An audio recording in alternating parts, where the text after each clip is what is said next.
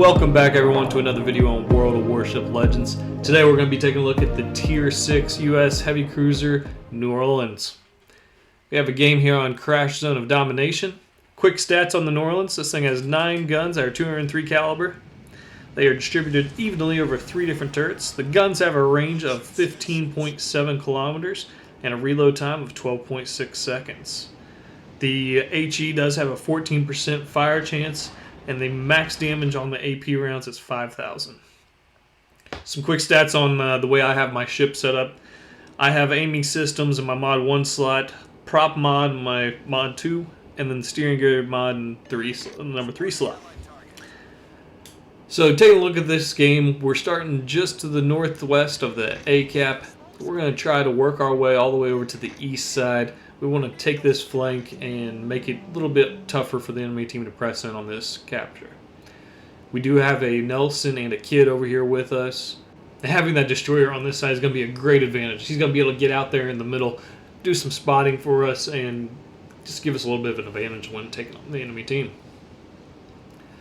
So this is a 6-7 game.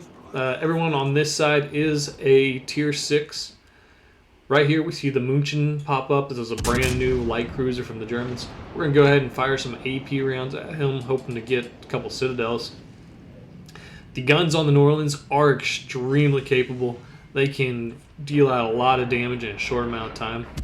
However, similar to the Pensacola, the New Orleans is pretty fragile in itself. So we're going to use this island as a little bit of cover, but we want to go ahead and continue taking the flank as much as possible. Ideally, what we want to do is we want to get all the way over on the east side and then be shooting at these cruisers from as many different directions as possible. If we have the Kid there in the middle, we have the Nelson slightly behind us. If we can get them having fire incoming from different angles, what we'll see is we'll have a lot better ability for one of us to be able to inflict some damage on them if they're broadside. Here the Benham pops up. We're going to switch over to our HE rounds, get some shots on him. He is turning back into his smoke, and it looks like the Belfast also pops smoke, so all 3 of them drop spot. So we're going to use this opportunity of them being smoke for us to continue going all the way over to the east and getting a full broadside shot at these guys. The twist and track is working on this cruiser. That's one of the Victor Einstein perks. So far I've kind of liked using that perk, especially if I'm hunting some destroyers. Overall, it might be a little bit better if you were to use a different attribute in that slot, but so far I'm going to keep it on this. Come around the corner, not sure if we're going to be spotted, so we're slightly turning away. That way if we do start getting shots, we can kite. So far, no shots. We see our destroyers still out there in our mini-map. The Nelson's following us in. So here we're just going to play a little bit softer. The plane is in the air. We want to make sure we don't get spotted by it. At this point, we're fairly confident that we can make it to the island right there just to the south of us. So we're going to turn hard right. Kind of put our nose in towards where those ships are. At this point, we're just playing a waiting game, waiting for someone to be spotted. There, the München does get spotted. We immediately fire AP right at the waterline. We're able to get a couple hits here, including 1 Citadel. Then our Nelson comes in and just completely wipes him out. So at this point, the Belfast is the only ship that is spotted within our range. We're going to switch over to him. Now, it is great because where our Nelson's located, the Belfast has to angle to beware of the Nelson's shells. Fortunately, he can't angle against both of us. So we're able to pop him with some AP shells here. Really inflict some damage, and then we can just keep our nose pointed towards him. Even though we're only getting 2 guns on, we just want to go ahead and make sure that we're minimizing our profile to him. Once again, a couple more penetrations with the AP rounds. We switch over to HE as he is going away from us. Then the Benham pops up. We kind of bounce back and forth, see which one's better to shoot at. We move over to the Benham. Lead him appropriately because he is trying to get away from our Kid. We want to make sure we take advantage of killing him while he's spotted. Making sure that destroyers are taken off the map is key.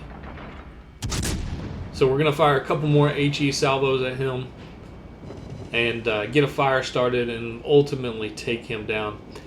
While we're doing this, our friendly Nelson does finish off the Belfast.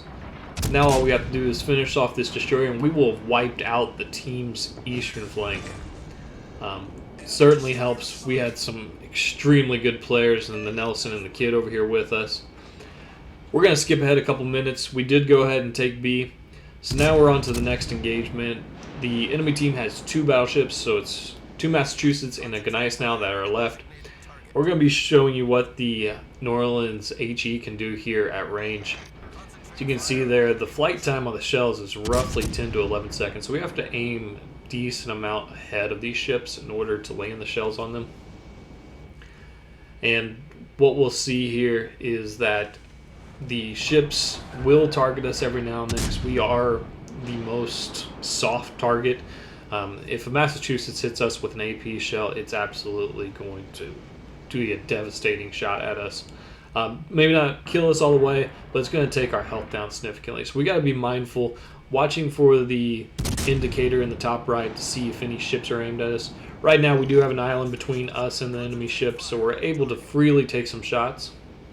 We also see that the destroyer just to our left here has popped smoke, so if we want, we can go up into the smoke for some refuge.